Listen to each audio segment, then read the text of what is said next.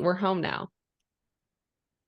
All right. What is your running story? How did you get into it?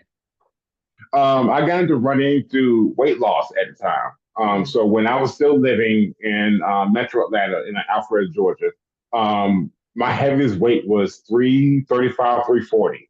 okay. So I ended up working out at this gym called Phoenix Fitness that my friend owned. And so for the first 3 months, I lost about 30 pounds with them. Hmm. But then each of them, and again, different jobs outside the state. So not wanting to use the excuse of my friends moving to Hmm. stop putting in the work. I said, okay, I can't afford a trainer of their caliber. I couldn't afford a gym membership. But the one thing I do anywhere and everywhere for free was walk. So I walked everywhere. So I walked everywhere. And so if I had no plans for the day, I would walk for the entire day. So Whoa. even on my work days where I would get off work, I would park my scooter I had at the time, I would go to the bar, but I had a rule that I wasn't allowed to come back home until I did at least 2 hours or 2.5 hours of walking before I can come home. I did Whoa. it every day until one day I hit 30 miles in walking for the entire day. What? Yeah, I hit 30 miles in walking. And so I was like, okay, I'm not gaining anything new from all this walking. I need to start running, but I hated running my whole life. And at the time, and even now, I still smoke cigarettes. So I Oh already, gosh. oh yeah, so yeah, yeah, so I chain smoke like Newports like every day. I even smoke like during races like towards the end or the middle. Oh my gosh. I love that you're like, I did, and then I still do. I love that. Yes. Yeah, yeah, Whatever yeah, works yeah, for yeah, you. yeah. Yeah, it's sort of like an ongoing thing. you know, I already knew that it was going to suck, that it was going to be a process, but I was like, it can't suck all the time. At some point, this has to get easier. Like, it can't be bad all the time. Why would you do this if it sucks all the time? And so I picked out like a 3 mile route in my neighborhood. And so I would just hit it like every other day until one day I got there, I think 5 minutes faster than usual. And Mm. it kind of just piqued my interest. And then I just kept going further out for longer distances. You go from I run for an hour a day, and then I'll go for like 2 hours and come back halfway dead. And then I kept doing all this running, and then somebody I know convinced me that, hey, why don't you just do a marathon? And so I picked out a marathon in Savannah, Georgia, from the Rock and Roll series, Okay. because it Yeah. was the same day of my 30th birthday. Nice. And so I did it, and it was Mhm. one of the longest days of my life. I think it took me 5 hours and 45 minutes to finish on this hot pavement in, Yeah. in Georgia. And I was just cooking out there and thinking I was going to never do another one again. It was a one time thing. Next thing you know, I do like a half marathon for Thanksgiving. And then I do another half marathon in January for like the MLK run, and then Mhm. the Publix marathons, and then I kind of just railroad from there. Oh my goodness. That's so just this whole story is so hilarious. Wait, did you smoke during that first marathon or did we wait till the end? No, I wish after. Okay, so It's like, after. like, it's like so, if I know I'm gonna do a race that day, I'll smoke like a few hours before the race. But Yeah. when it's over, Mhm. we're gonna pack it. Yeah. That's so funny. Only because, I've been around the trail and ultra and running world for a really long time. And the only other person that I've ever seen like have their cigarettes out or because it's not a culture that's associated with smoking, you know this, Yeah, is Lazarus Lake, who puts on the Barkley, right? He's the right. only other person that I've seen. Like I was at a race forever ago called Run Under the Stars, which is like on a 1/4 mile horse track. It's like a timed event. And he's like Okay. on the outside of the track just smoking while all the other runners are going. So that's I mean, impressive that you're achieving this. I mean, I don't know if it's helping your lung capacity or not. I don't And know. look, I always say, look, I say, I don't know the science. I ain't smart enough for it. It is kind of working. And so, like, change anything now. The last time I did, it was for the Seven Trails Ultra. Oh, okay. And it was before my first nap. So it was like 9 to 10 p.m. And then so I just sat off to the side of my bunk. I just started smoking a couple cigarettes and I took a nap. And I got up like 3 hours later and went back out running. So funny. I bet you get some looks for that during the races for being like, what is that guy doing over here? They think like you're a member of like a crew or something like that, like volunteer. Like, Most people who are random already met me in January, so they already seen me smoke after a race anyway. They just take it as Reggie. that's just what he's up to. So how did you find from road running, because that's what you initially did, how did you find trail and ultra running? So I met a random girl at a bar that told me that she wanted to run 100 miles, but had Uh-huh. never ran a marathon before. And Uh-huh. I was like, why? And so she recommended two audiobooks, Eat to Run and Born to Run. Okay, yeah, of course. Right. And Classics. so I listened to those, and then David Goggins' book came out.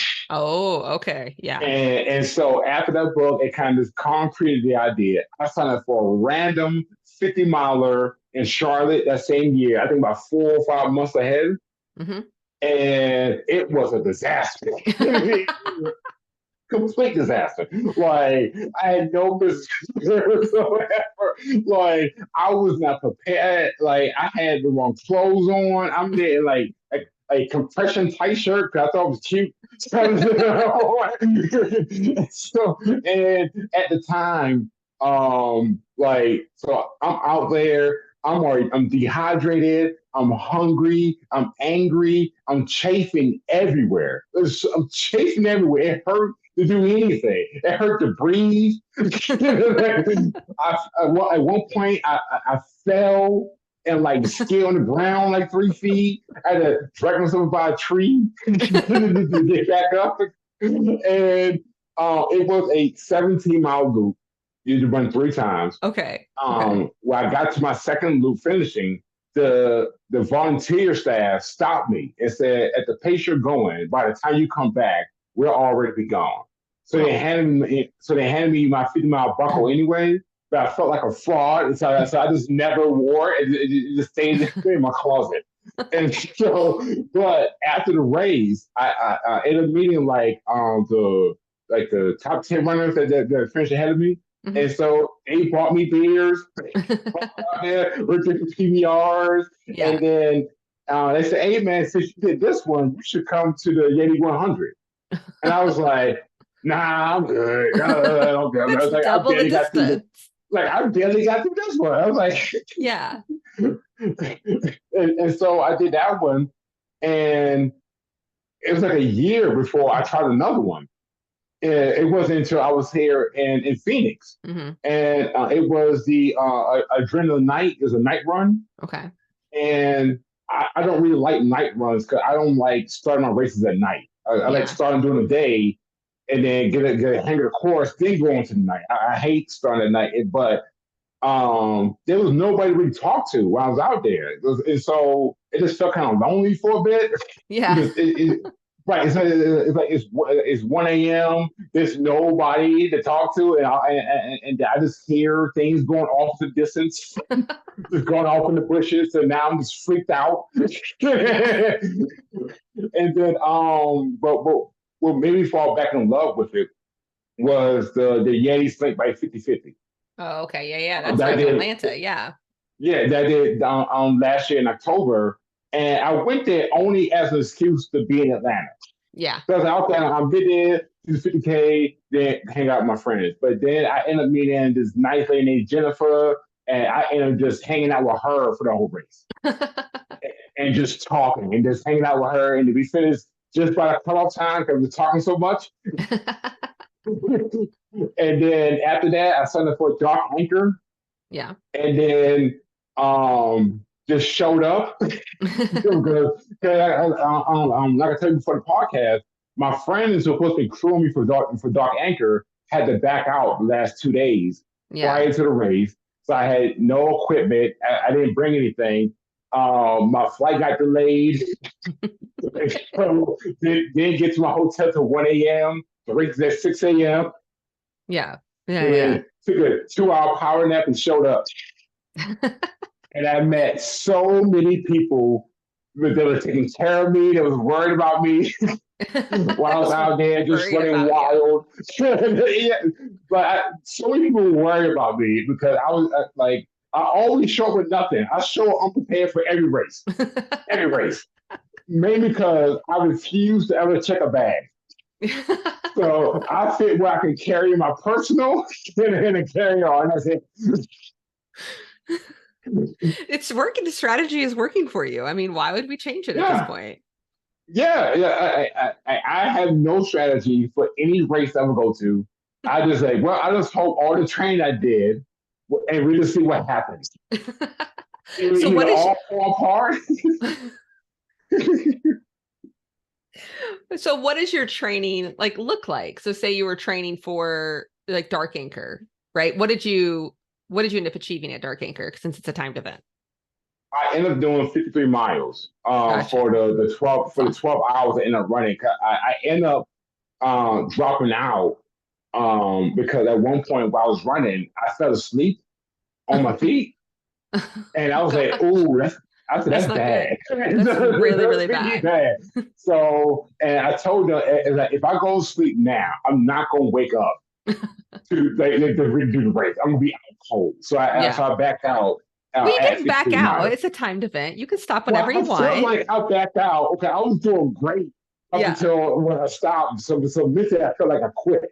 Hmm. So even though no one would say that, it's just how I felt. Yeah. We get home, you're thinking about it again. Yeah. You feel like it was a quit because you didn't go the full time. But like, what did your training look like? Right. You're coming from Phoenix at that point.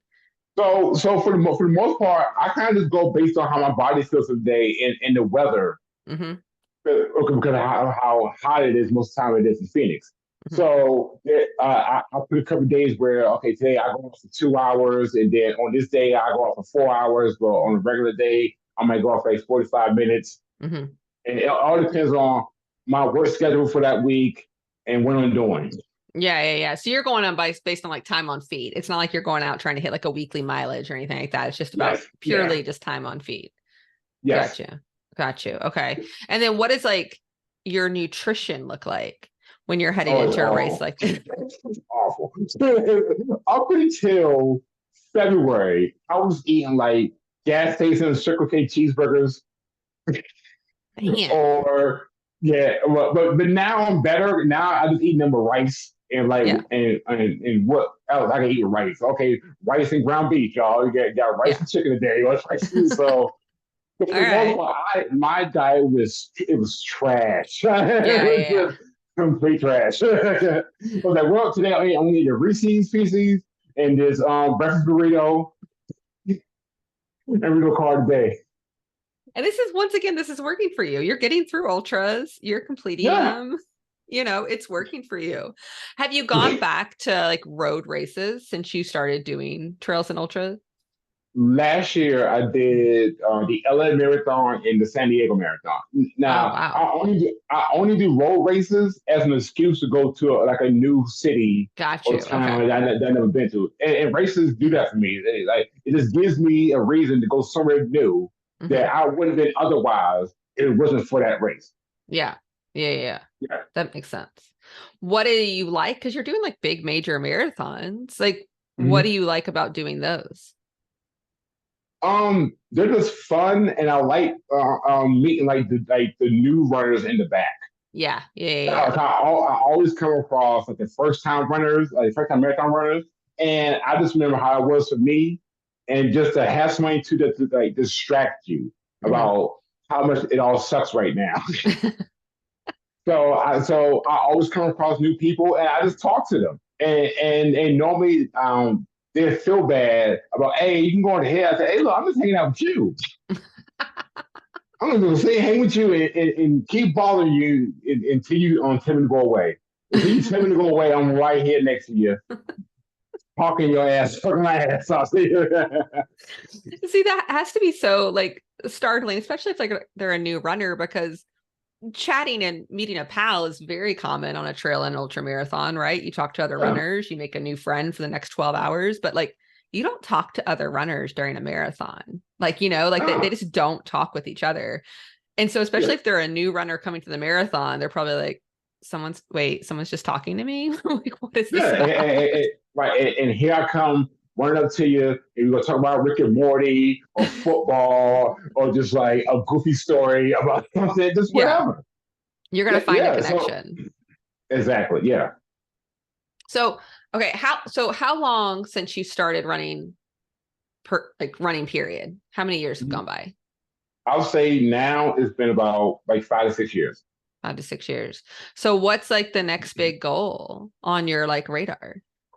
So really just hitting my first 100 miles. Okay. But the biggest one that the following year I want to do Cambridge next Oh year yeah. You're gonna do the or the Canebrake following 200 year. miler. Yes. Ooh. So I want, yeah, because you know why? All my friends are doing them, and if they go jump off a bridge, so am I. So So like I'll just keep going farther. Like no big deal. yeah, yeah, yeah. Like why not? So I mean, I obviously know about the Yeti Trail and ultra runners. They're so predominant in the Yeah, Southeast where I started running, but a lot of people still don't know anything about the yeah. Yetis. So now that you've run like a comparison, like what is it about the Yeti races that makes them so special? It's a community. Yeah. I love the people involved. Yeah. I met so many people between Dark Anchor and volunteer at the Yeti 100 that I haven't seen all year. So I Hmm. said the same things as to my friends, Felicia or Sean and Becca or Allie or Alaska Allie. So you see them all the time, and everybody is just so nice. Because when I left Dark Anchor, I went to the group page and I thanked everybody. I was like, y'all didn't know me from like any random person on the street because Hmm. I had never talked in the group, so I didn't really know anybody, and the amount of love and support they showed me Hmm. made me always want to come back. Yeah. Yeah. I think that's interesting. For me, I've been obviously around a lot of races and I even am a race director now. And I think one of the true things that really has set Jason and his races apart is he went into it with being intentional, like he wanted to create a community. And I think a Yeah, lot of race directors just think I want to direct a trail race, or want to direct a bunch of trail races, whatever. They don't go into it thinking I want to build and create a community. So him even having yeah, that mindset from the beginning has been inspirational to me up here, being like, what do I want to create? What do I want to do? And he like very much focuses on it being that community and obviously leading by example, right? Like he's your yeah, biggest cheerleader if you yeah. run into him when you're out there. And having the opportunity to volunteer at the last J 100 in Washington Mm-hmm. gave me a whole new perspective for ultra running. Being from the runner side to working the aid station and Mm-hmm. everything that's happened in the background of Yeah. like trying to get to shutting down this aid station. You got to set this one up at this time. You're trying to get this person over here, but it gave me a whole newfound like appreciation. Yeah. Yeah, Yeah. what the staff has to do to keep everybody else up and running and going. Oh yeah. Not a lot of people are aware of the logistics it takes, especially to pull Yeah. off the longer distance races. And I mean, in my opinion, volunteering is way more fun than the running, right? Because you get to go Oh out and be yeah. part of the community, but you don't have to I know. suffer. You don't have to suffer. You could just be You a get the same volunteer. high, like yeah, I'm just living through you. Like I said that while I was like, I want to be you. Yeah. Like, I was there like, excited. Like, I'm happy for them to be out there. I want to be out there with you, but I'm Yeah. gonna sit here and help as Yeah. much as I can. Yeah. It's much more relaxing, and I found that, and I'm sure you've had similar experiences that there's crazy stories that happen over the course of an ultra marathon, silly Yeah. things, weird things, whatever. One of my favorite stories of all time, I was volunteering at this event. It's down in Knoxville. I think it's called the Firewater, and they have different distances, like up to 100 miles. And I'm Mhm. working the aid station that's going late into the night, and we're at an out and back portion. So as people runners come to us and then they go back out, and we're at Mhm. like the trailheads, like bathrooms. And it's like Okay. number one, like the RDs are giving us like crock pot lasagna to like keep warm for the runners, but there's Yeah. not a plug on the outside of the building. So we have to plug it in inside the bathroom. number one, Oh right? wow. Like, we're serving bathroom lasagna. And then number two, we're sitting out there. It's 11 o'clock at night. It's me and my girlfriend, now wife at the time, my friend Liz. And out of the woods is not a runner come, but like this old lady, not a runner, and proceeds to come up to us and tell us that she lives in the woods, asks us what's going on. And we were just like frightened that this witch lady just came. You're making too much noise in my neighborhood. Yes, right. And then like she goes in to the bathroom with the bathroom lasagnas. And we're just like, I don't know what to do. Right. That's my favorite volunteering story of all time. What's your favorite thing that you've seen volunteering? Volunteer. So, okay. So it happened towards the end of the race. Mm-hmm. It was the last 15 minutes. I forget the lady's name. She's about maybe 70, 80 yards out. Mm-hmm. You can see her, and she is hurting. She is hunched over. Oh, Real close to just hitting the ground. And she got a friend next to her trying to keep her going. Jason says, look, somebody has to get to her and get her moving for the cutoff time. So I took everything out of my pockets and I sprint yeah. as hard as like, I didn't even know I was that fast. I was sort of like hydrogliding off the rocks, just high knees and toes. Yeah. And my friend Felicia and I think Christine was there, and we got to her, and I hooked her on right side. Felicia hooked her left side, Yeah. and I told her, I said, "Look, as long as you keep your feet moving, I promise you, I will drag you to the finish line on time. As long as you keep your feet moving." Yeah. And just kept talking her up, Yeah. and we got there with like 5 minutes to spare. Oh my goodness, that's And, amazing. everybody does the tunnel. Yeah. At the end, Mm-hmm. and just got it all through that. Yeah. Oh my goodness. That's so lovely. I love that because it's just like you don't know that person at all, you know? No. But it got my blood pumping. When my adrenaline was going wired from excitement, I was like, yeah, baby, I'm through. Yeah. Like you're coming down to the wire. Like you're not going to finish the race if she's not across this finish line. I was like, no deep shoes while I'm here. I told her, I'll put you on my back if I have to. We're finishing this all the time. Yeah. Have you gone out and done any of the trail and ultras in the Phoenix area? My next one is actually at the end of the month. I'm going to Prescott, Arizona to run 50 miles at the Saddle 100. Awesome. Interesting. But I haven't done like a lot of Phoenix races other than a couple marathons and like one ultra. So I've been here, the 50K that did the night run. Mm-hmm. And I haven't really done one since then. I'm always going out of town to do races. Yeah. And then most races here don't we pop up frequently until like normally like in Phoenix until October when all the races start coming back. There's some during the summer, but outside of Phoenix. That makes sense. Yeah.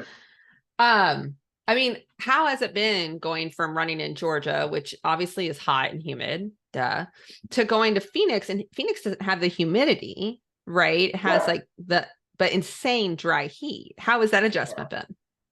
At least with Phoenix is consistent. Like I know what tomorrow's going to be based on today. If it's warm today, it's going to be warm tomorrow. If it's hot today, it's going to be hot tomorrow. Yeah.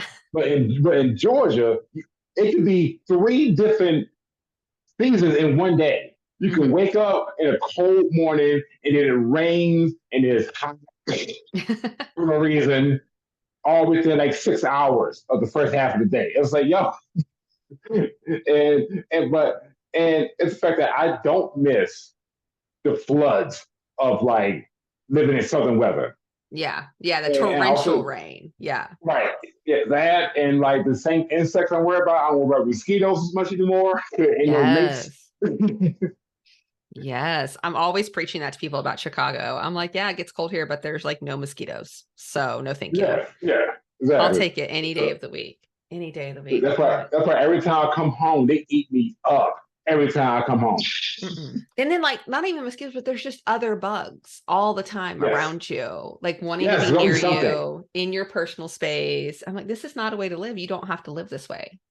Like all of a sudden, there's a horsefly. Like this Yeah. is music. There's a hornet. Just cause. Like there's a wasp. There's a whole wasp nest over there. Mm-mm. Just cause. Mm-mm. So Phoenix, no bugs and consistent weather. That's the draw, right? Yes. Yeah. And all you gotta do, you gotta earn it by going through the summer. Yeah. Yeah. The only the strong survive. So once we get through the summer, you've earned amazing weather up Yeah. until May. Yeah. Is part of your training, do you ever go out and go with like actual running groups or is it totally solo training? I don't compete by myself. They're all local running groups near me. It's the fact that I can't get there as conveniently as I like to. Cause, Yeah. because I they may have like a 6 a.m. run somewhere, but for the time it takes me to get there to run for an hour isn't really worth it. I would just run in my neighborhood. Yeah. Yeah. Yeah. No, that makes Yeah. sense. That makes sense. Oh my goodness. Oh my goodness. I had another question and I just lost it. It's going to come back to me in a second. Oh, Yeah. like what is something that you've seen now that you've been around running for the past few years? Like, what do you think is like the one thing that you're like, it brought this to my life. So this is why I will continue to do it. You know what? What something I realized as I got into ultra running that I need to be challenged mentally and physically for me to be happy. Mm, Otherwise, I'm bored and yeah. just complacent. So running gives me a chance to completely just cut loose Yeah. and just have all the fun and just get everything out. But I need it just to keep myself like just sane. Yeah. Do you find that like it's made you challenge yourself outside of running in ways? Or is it like Yes, this is how I yes, challenge myself? yes, yeah. I'm very tunnel vision in my way of thinking. So as soon as something kind of piques my interest, I just dive into it. I just jump into it. Yeah. Yeah. Yeah. And we'll see what happens after. We're just gonna wing it like everything else, and it either work out great or fall all apart. Yeah. So you've not technically done the 100-mile distance yet, right? You're trying to try and do No, that at Dark like I Anchor. said, yeah. I tried it twice this year. Dark Anchor, I did 63 miles. Seven Trail, I did 100K. Okay. So we're So getting there. I'm working in that direction. I just haven't hit it yet. Are you going to do anything different in your training to get you to the 100-mile distance? No, I'm gonna stay consistent. I've been doing now. The only thing I might change is I might do more cross training. Okay. I want to do like some more yoga. I want to Mhm. do some more kettlebell workouts. Yeah. In terms of my running plan, I'm keeping that basically the same. I'm just trying to put some more muscle around like my legs and knees. Yeah. And so, Yeah, I mean, obviously you've done like a lot of ultras. What is it about the 100-mile distance where you're like, I got to check this one off. I got to do this one. I just want it. You just I want just that want it. buckle. I just want it. Yeah. So, I love that you like you're going to achieve it, right? You've got 34 hours. You've got time to achieve a 100-miler in that time. But I love that you're already like, okay, well, I'm going to achieve that. So let me go ahead and think about a 200-miler 2 years down yeah, the road.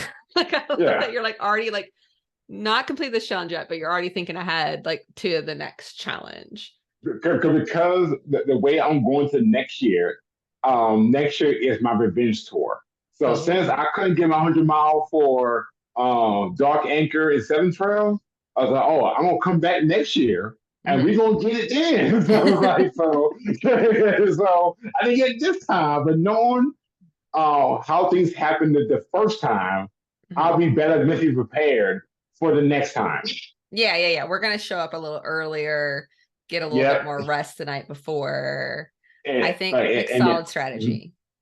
yeah, get more than 2 hours of sleep the Yeah. day Mhm. before.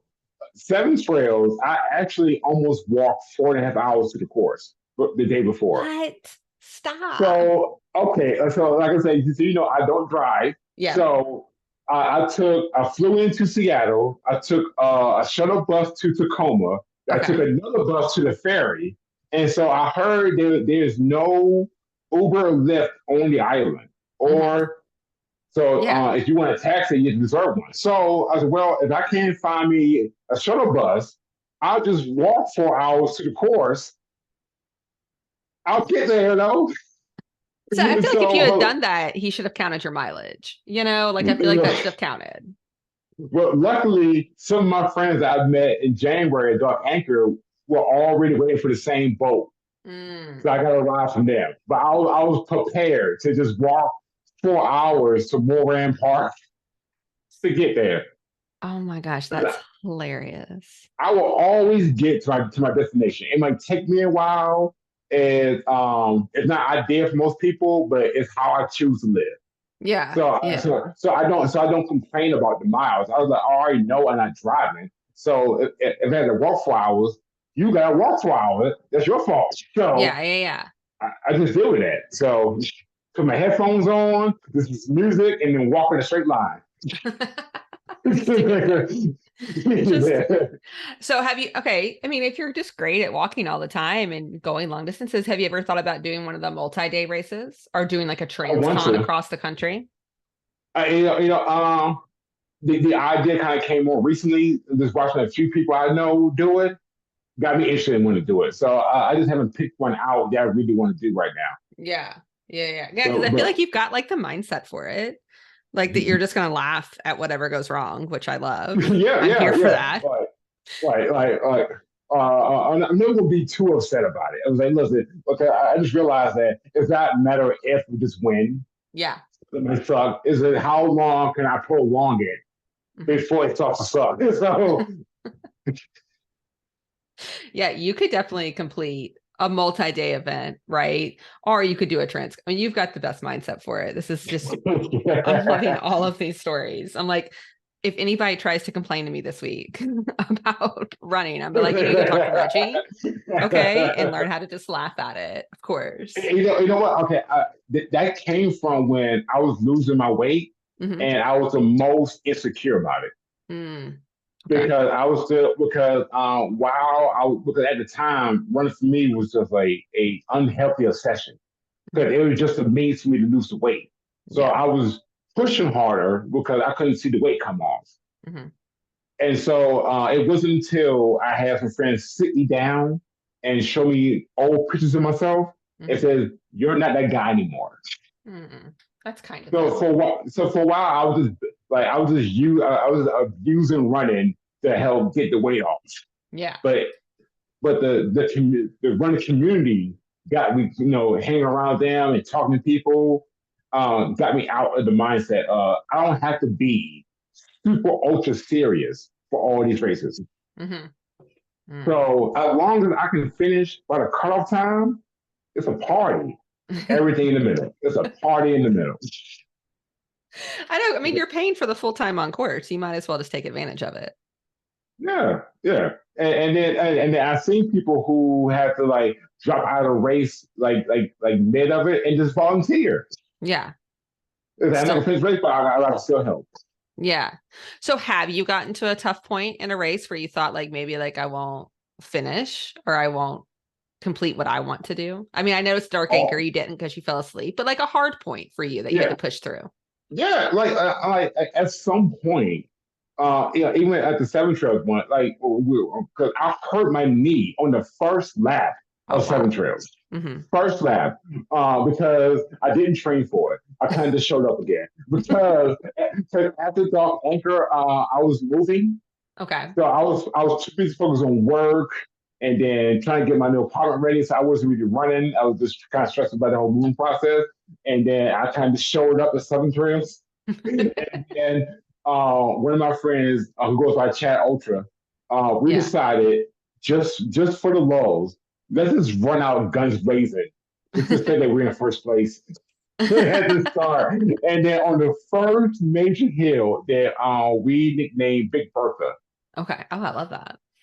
Yeah, we were running the Big Bertha. She took everything away from me. She took away my kids and my job all on the first lap. So I On had the to just first lap. Oh. the first, so for the whole race, I had to just power walk and power hike the whole thing Oh my because I gosh. could not run on my knee at all. So I was like, okay, oh well, that happened.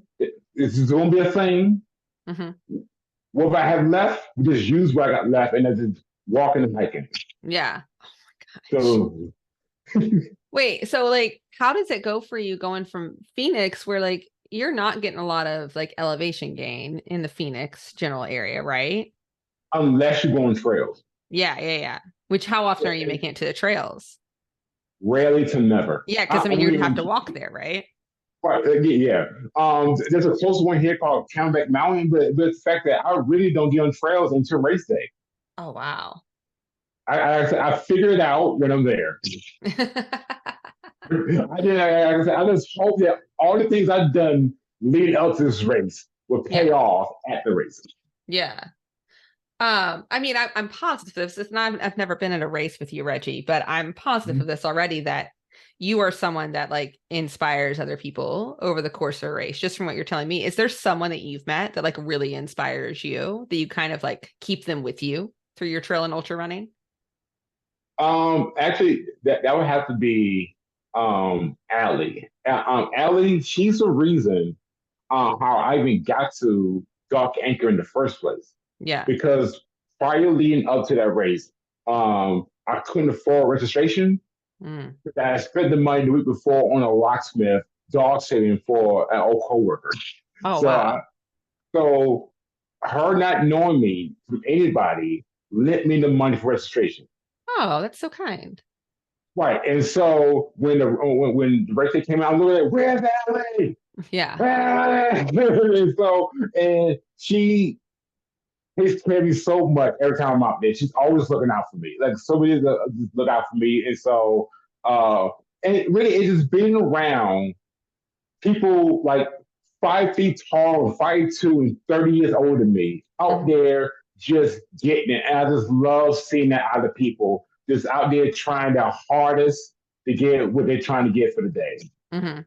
And I just love seeing that. Do you find that anywhere outside of the trail and ultra running space? Like that kind of Um, inspiration?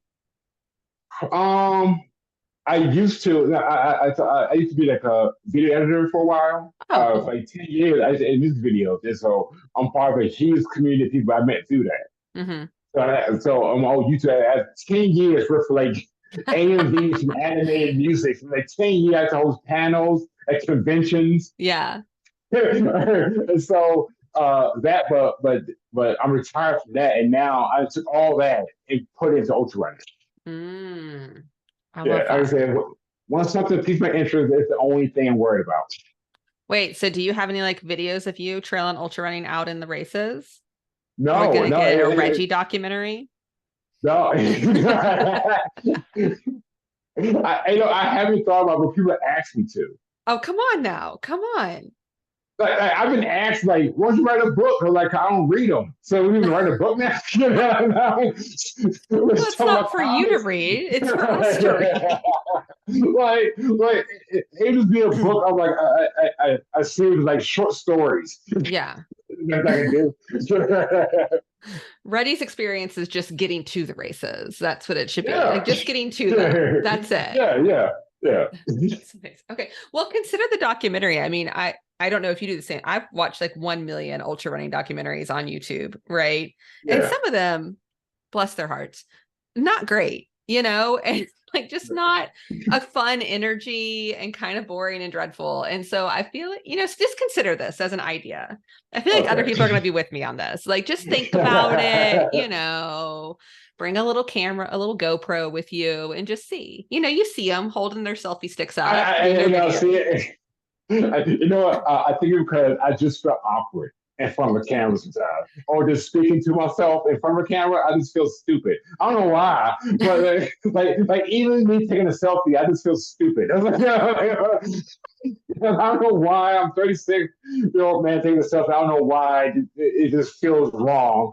Yeah. It. Mm-mm. So. You will not be stupid. No one will think that. People will love this content. You know, I think we're going to get some following on this and some traction. So we'll see the video you put out after Dark Anchor.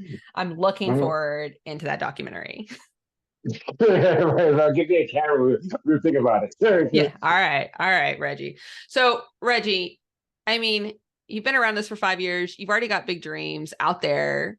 Is there anything that like really is like a giant dream, like not even 5, like 2 years down the road, right? Cane break, but like a giant dream that like if I could ever achieve this, that would be an awesome goal to work towards. The Moab. Oh, the 240. All right. Yeah, yeah. What is it about Moab? Just that extra 40 miles? Like, it just seems fun to do. what about Everybody it keeps seems fun to do? Which part of it? I don't know. Listen, I'm a masochist, so I'm here for all the pain and suffering and Yeah. laughs in the middle. I'm just here for it. Like Yeah. I don't have reasons. I was like, I just want to do that, so Yeah. let's do it. Okay. Okay.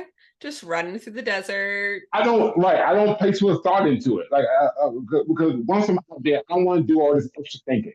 Yeah. I'm out here because I want to have fun. I want to run. I want to drink. I want to sleep later on. I want to have some laughs. At some point, we're gonna have a therapy session with somebody. Yeah. I'm Going to going the to cry. Yeah. right? Someone's gonna cry. Someone's gonna start. I'm going to talk with your friends to not back out or try to keep them up for another hour. Yeah.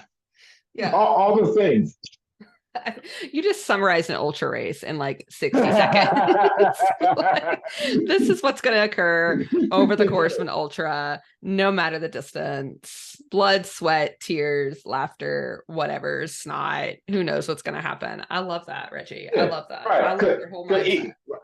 Because even though I haven't hit the goals in terms of the 100 miles I want to hit, sometimes I tell like some of my friends who try to get into running, I said, look, it's okay to be frustrated, but just don't get discouraged. Mm-hmm. And it's okay to be frustrated for not hitting the thing, but it shouldn't stop you from trying again. Yeah, absolutely. Yeah. Bam. Mic dropped, Reggie. Mic dropped. That was like the most serious you've been this whole conversation. Like if I just showed that clip of you being like motivational speaker, people will be like, this guy is like trying to be David Goggins right now, where just the whole rest of the time you've just been joking around, except for this one moment you got really serious. I was like, oh my goodness. Oh my goodness, Reggie. Well, thank you for coming on my podcast. I'm going to be watching out for you at Dark Anchor and checking out those Thanks results. for having me.